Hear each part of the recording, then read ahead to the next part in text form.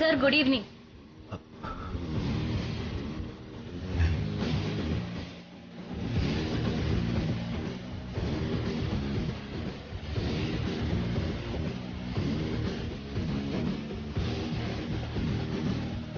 Sreelakshmi madam, madam എന്താ ഇവിടെ? ഞാൻ സാറിനെ അന്വേഷിച്ചു വന്നതാ. എന്നെ അന്വേഷിച്ചോ? അതും ഈ നേരത്തെ ഇവിടെ? എന്തെങ്കിലും ഉണ്ടെങ്കിൽ അത് ഓഫീസിൽ വെച്ച് സംസാരിക്കാമായിരുന്നല്ലോ. അല്ലെങ്കിൽ ഫോൺ ചെയ്താൽ മതിയായിരുന്നു. സോറി, ഇത് ഓഫീസിൽ വെച്ച് സംസാരിക്കേണ്ട കാര്യമോ അല്ലെങ്കിൽ ഫോണിൽ സംസാരിക്കേണ്ട കാര്യമോ അല്ല സർ. It's strictly personal. എനിക്ക് സാറിൽ നിന്നും ഒരു മഹാരഹസ്യം അറിയണമായിരുന്നു. എന്താ മാഡം അത്രയ്ക്ക് വലിയ മഹാരഹസ്യം? ഓഫീസ് ബിസിനസ് വല്ലതും ആണോ? അല്ല, ഓഫീസിലെ ബിസിനസ് നടത്തുന്ന ആളെ കുറിച്ച്. എനിക്ക് രവിവർമ്മൻ സാറിനെ പറ്റി ചില കാര്യങ്ങൾ അറിയണം. അതാ ഇവിടേക്ക് വന്നത്, സാറിനെ പേഴ്സണലായി കാണാൻ. അതിന് മാഡം എല്ലാം അറിഞ്ഞതല്ലേ? രവിവർമ്മൻ സാറ് ഗായത്രി അമ്മയുടെ മകനല്ല, മരുമകനാണെന്ന്. ഇനി എന്തറിയാനാണ് പുതിയതായിട്ട്? അതല്ല, യഥാർത്ഥത്തിൽ രവിവർമ്മൻ സാർ ആരാണെന്ന് എനിക്കറിയണം. ഗായത്രി ദേവി അമ്മ സാറിന്റെ അമ്മയല്ലെങ്കിൽ സാറിന്റെ യഥാർത്ഥ അമ്മ ആരാണെന്നും അവരെവിടെയാണെന്നും അറിയണം. എന്നാലേ അറിയാൻ പറ്റൂ സാറിന്റെ ഒറിജിൻ. സോറി മാഡം, അതൊന്നും എനിക്കറിയില്ല. മാഡത്തിന് അറിയാവുന്ന കാര്യങ്ങളെ എനിക്കും അറിയാവൂ, കൂടുതലായിട്ടൊന്നുമില്ല. കള്ളം, ഞാനത് വിശ്വസിക്കില്ല സർ. സാറിനെ അറിയാവൂ രവിവർമ്മൻ സാർ യഥാർത്ഥത്തിൽ ആരാണെന്ന്. ഞാനിനി എങ്ങനെയാ മാഡത്തിനെ പറഞ്ഞ് മനസ്സിലാക്കേണ്ടത്? മാഡം, ഇപ്പൊ തന്നെ സമയം വളരെ വൈകി. മാഡം വീട്ടിൽ പോകൂ, എനിക്ക് കുറച്ച് ജോലിയുണ്ട് ചെയ്യാൻ. ഇല്ല, ഞാൻ പോവില്ല. വന്ന കാര്യം നേടിയാലേ ഞാൻ പോകൂ. തീരുമാനമാണത്. അതുവരെ ഇവിടെ നിൽക്കും ഞാൻ. സോറി മാഡം, ഇങ്ങനെ നിർബന്ധം പിടിച്ച എനിക്കൊന്നും ചെയ്യാൻ കഴിയില്ല. രവിവർമ്മൻ സാറിനെ കുറിച്ച് അറിയാനാണ് ഈ നിൽപ്പ് സത്യാഗ്രഹമെങ്കിൽ അത് അദ്ദേഹത്തിന്റെ വീടിന് മുന്നിൽ വേണം നടത്താൻ. പറഞ്ഞതിനപ്പുറം ഒന്നും അറിയില്ല എനിക്ക്. മാഡത്തിന് പോവാം. ഇത്രയും വൈകിയ സ്ഥിതിക്ക് കൊണ്ടുപോയി ഡ്രോപ്പ് ചെയ്യാൻ ഞാൻ റെഡിയാണ്. വേണ്ട സർ, താങ്ക്സ്. സാറിന്റെ വീട് ബുദ്ധിമുട്ടി തേടി പിടിച്ചു വന്നുവെങ്കിൽ തിരികെ പോവാനും എനിക്കറിയാം സർ. സാറ് ചെയ്യേണ്ട ഉപകാരം രവിവർമ്മൻ സാറിനെ കുറിച്ചുള്ള വിവരങ്ങൾ തരിക എന്നത്. എങ്കിൽ പിന്നെ ഒറ്റയ്ക്ക് പോകലാ നല്ലത്. നിന്ന് സമയം വൈകിപ്പിക്കണ്ട പ്ലീസ്. And good night.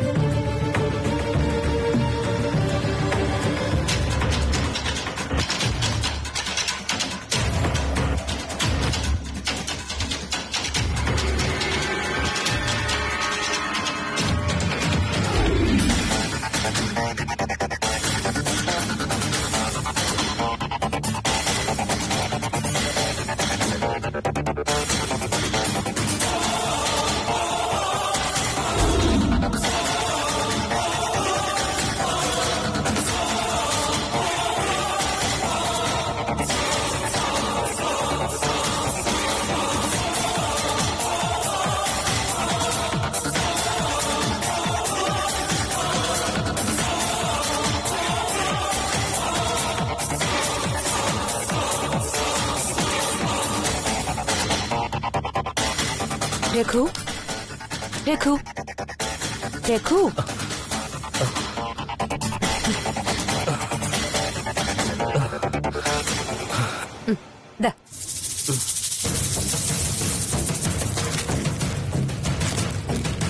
കഴിക്കേ. ഇതെന്താ രേഖ? ഗുളിക? സൈനൈഡാണോ? ഉടൻകൊല്ലി വിഷം? വാട്ട്? വിഷോ? രഘു എന്തൊക്കെയായി വിളിച്ചു പറയുന്നേ? ഞാൻ എന്തിനു രഘുവിന് വിഷം തരണം? രഘു ഇങ്ങനെയൊക്കെ പറഞ്ഞ എനിക്ക് സങ്കടവും. പറഞ്ഞേക്കാം ഞാൻ. സോറി, എനിക്ക് തന്നെ ഇപ്പൊ പേടിയാണ് Rekha. You are unpredictable. Raghu എങ്ങനെ? രഘു എന്തിനാ എന്നെ പേടിക്കണം? ഞാൻ രഘുവിന്റെ ഭാര്യയല്ലേ. I am not your enemy. ശത്രുവല്ല, ഭാര്യ തന്നെയാണ്. പക്ഷേ തനിക്ക് ബന്ധങ്ങളുടെ വില അറിയില്ല രേഖ. പ്രത്യേകിച്ചും രവി രഘു സഹോദരന്മാരുടെ ഹൃദയബന്ധം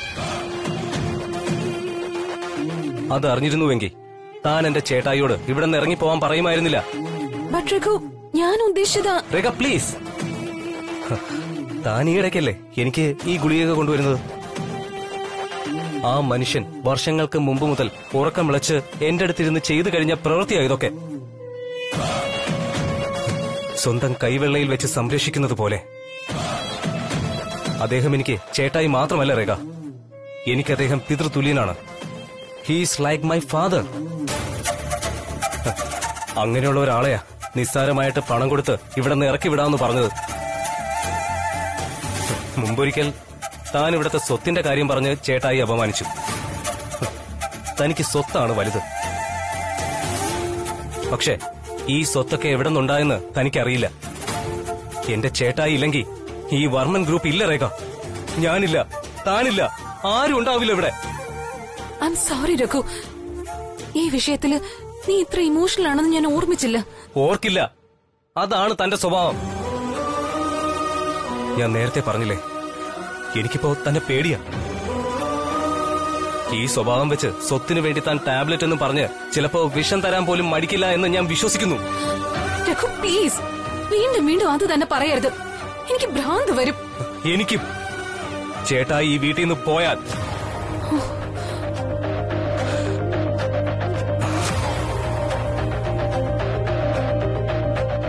ഇപ്പൊ ഞാൻ ഈ ഗുളിക കഴിക്കാം. പക്ഷെ വീണ്ടും ഉണർന്ന് എണീക്കുമ്പോ എന്റെ ചേട്ടായി വേണം എനിക്ക് മരുന്ന് തരാൻ.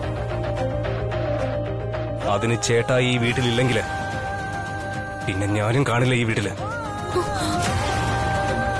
ഇനിയെങ്കിലും താനത് മനസ്സിലാക്കിക്കോ.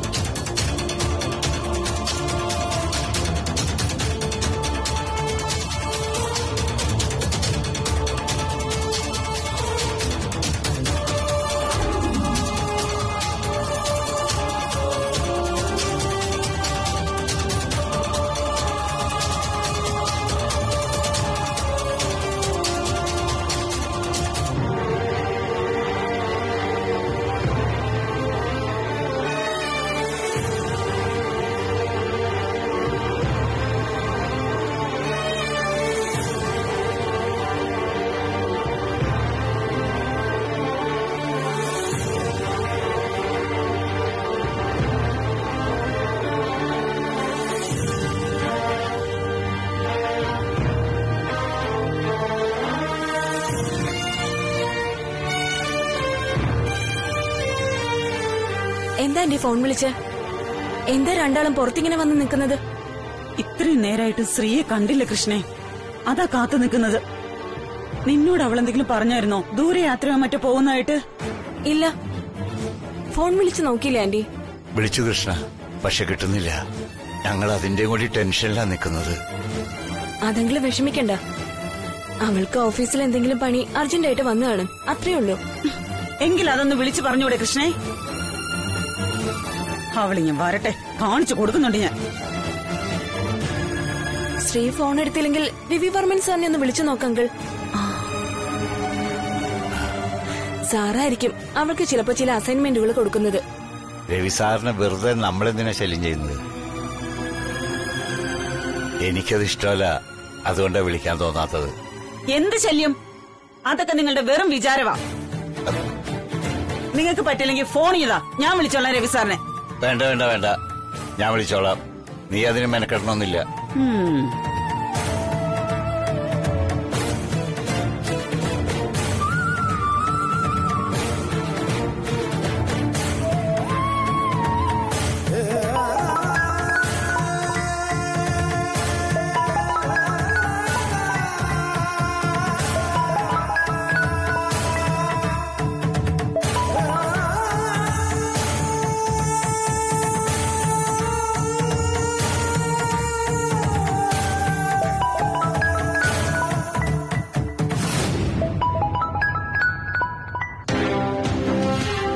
സാറ് ഫോൺ എടുക്കുന്നില്ല കൃഷ്ണ.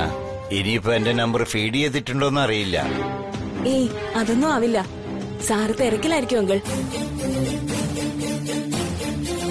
ഈ കോപ്പറേറ്റീവ് കക്ഷികൾക്ക് പാതിരാത്രിയിൽ മീറ്റിംഗുകൾ പതിവാ.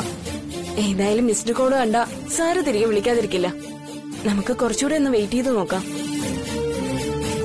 അതിപ്പോ തിരിച്ചു വിളിച്ചാലും ഇല്ലെങ്കിലും നമ്മളിങ്ങനെ നോക്കിക്കൊണ്ടിരുന്നാൽ എങ്ങനെയാ? പോലീസിൽ വിവരം അറിയിക്കണം, എന്നാലേ പറ്റൂ. എന്താടി നീ പറയുന്നത്? മോള് ഇതിനു മുമ്പ് ലേറ്റ് ആയിട്ട് വന്നിട്ടില്ലേ? ഇതൊരൽപ്പം കൂടിപ്പോയെന്ന് മാത്രം. പോലീസ് സ്റ്റേഷനിലൊക്കെ വിവരം അറിയിച്ചാ പിന്നെ നമ്മുടെ കയ്യിലെ കാര്യങ്ങൾ നിൽക്കില്ല. ചിലപ്പോ അവരന്വേഷിക്കാൻ തുടങ്ങുമ്പോഴേക്കും മോളങ്ങ് എത്തിയെന്നും വരും. അപ്പൊ പിന്നെ അതിന്റെ നാണക്കേട് വേറെ. ഒന്നാമത്തേല് നമ്മുടെ സമയം ശരിയല്ല. ഏതായാലും രവി സാറിനെ ഒന്നുകൂടെ വിളിച്ചു നോക്കട്ടെ. സാറ് വന്നാലേ ഇനി കാര്യങ്ങൾ നടക്കും.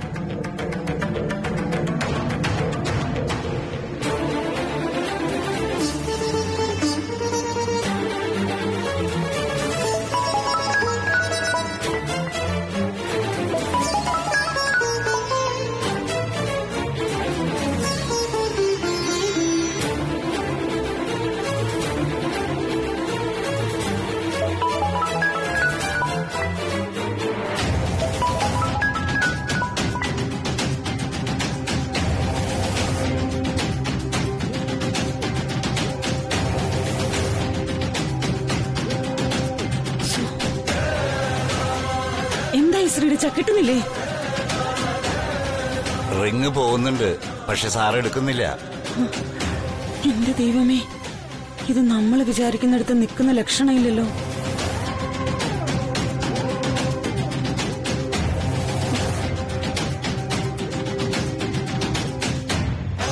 എന്റെ കരുക്കുത്തിയമ്മേ, മോളെ ഒരു ആപത്തിലും കൊണ്ടുവന്ന് ചാടിക്കാതെ നേരെ ഇങ്ങോട്ട് എത്തിക്കണേ. അവളാകെ വല്ലാത്തൊരു മാനസികാവസ്ഥയില, പക്വതയില്ലാത്ത പ്രായവും. അവളെ കൊണ്ട് വേണ്ടാത്തൊന്നും ചിന്തിപ്പിക്കല്ലേ. അവളുടെ മനസ്സിൽ ദുഷ്ചിന്തയൊന്നും വരാതിരിക്കാൻ അമ്മയ്ക്ക് ഒരു സ്വർണ്ണപ്പൊട്ട് ഞാൻ നേർച്ച തരാമേ.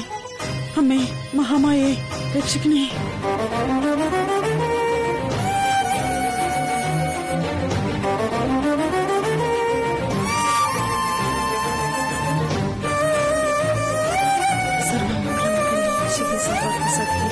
ശരണീയ ത്രയംബകേ ഗൗരി നാരായണി നമസ്തുതേ.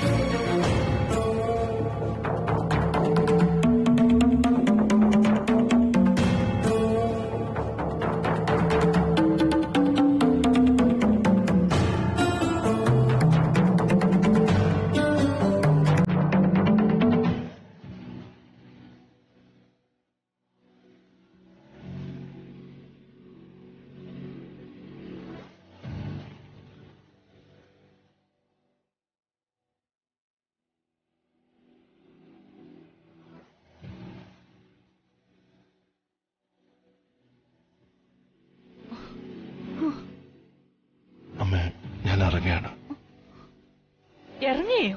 എവിടേക്ക് അറിയില്ല, പുറത്തിറങ്ങിയിട്ട് തീരുമാനിക്കണം. രവി, നീ എന്തായി പറയുന്നേ? നിനക്ക് എന്തു പറ്റി?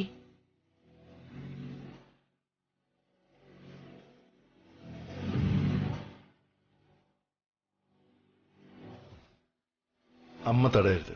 ഇനിയും ഞാൻ ഇവിടെ തുടരുന്നത് ശരിയല്ല. എനിക്ക് പോണം, അതും വെറും കൈയോടെ തന്നെ.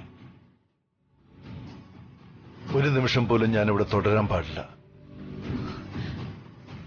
നീ തീരുമാനിച്ചോ? തീരുമാനിച്ചു. എങ്കിൽ നീ മാത്രമല്ല ഈ വീട് ഉപേക്ഷിച്ചു പോകുന്നത്, ഒപ്പം ഈ അമ്മയും ഉണ്ടാകും, വെറും കൈയോടെ തന്നെ. ഏയ്, അതിന്റെ ഒരു ആവശ്യം ഇവിടെ ഇല്ല. ഇത് അമ്മയുടെ വീടാണ്. അമ്മയാണ് ഈ വീടിന്റെ ഗൃഹനാഥ. പക്ഷേ ഞാനിവിടെ ആരുമല്ല. എവിടെ നിന്നോ വന്നു. ഇപ്പൊ ഒന്നുമില്ലാതെ എവിടുന്ന് വന്നോ അങ്ങോട്ടേക്ക് പോകുന്നു. വീടിന് ഗ്രഹനാഥ മാത്രം പോരാ, ബന്ധുജനങ്ങളും വേണം. നീ ഇല്ലാത്ത ഈ വീട് എനിക്ക് ശൂന്യമാണ്. തെറ്റ്. അമ്മ അങ്ങനൊന്നും പറയാൻ പാടില്ല. അമ്മയ്ക്കിവിടെ രഘുവുണ്ട്, അനിയത്തിക്കുട്ടിയുണ്ട്, ബാലമ്മയുണ്ട്, പരിചരിക്കാൻ വേറെയുണ്ട് ആൾക്കാരിവിടെ. ഈ വലിയ വീടും അവരെയൊക്കെ ഉപേക്ഷിച്ച് എന്നോടൊപ്പം വരാൻ അമ്മയ്ക്ക് കഴിയില്ല. മാത്രമല്ല, ഞാൻ എങ്ങോട്ടാ പോകുന്നതെന്ന് എനിക്ക് തന്നെ ഇപ്പോഴും അറിയില്ലമ്മേ. ലക്ഷ്യമില്ലാത്തവരുടെ കൂട്ട് അപകടമേ വരുത്തൂ. എന്ത് അപകടം? നീ ഇവിടെ ഇല്ലെങ്കിൽ ഞാനിവിടെ താമസിച്ചിട്ട് അർത്ഥമില്ല രവി. നിന്നെ ഞാൻ പ്രസവിച്ചിട്ടില്ലെന്നേ ഉള്ളൂ. എനിക്കും എന്റെ മകൾക്കും നീയായിരുന്നു സർവസ്വവും.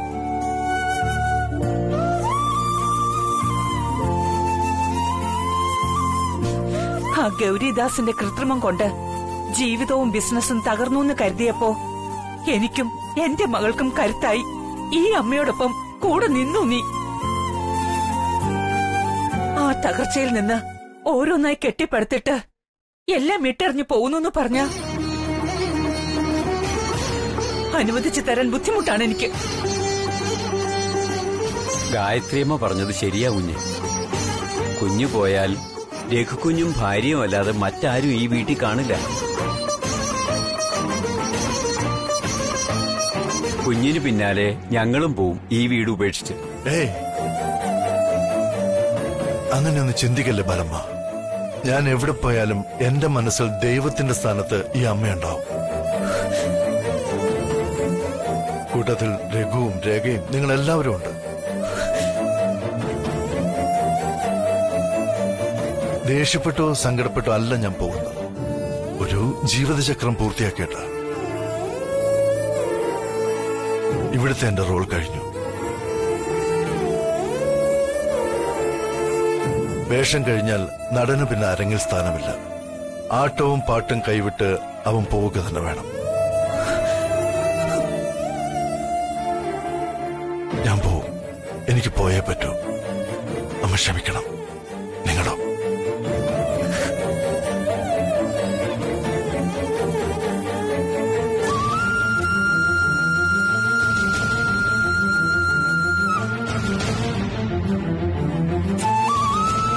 അങ്ങനെ പോകാൻ വിടില്ലെങ്കിലോ?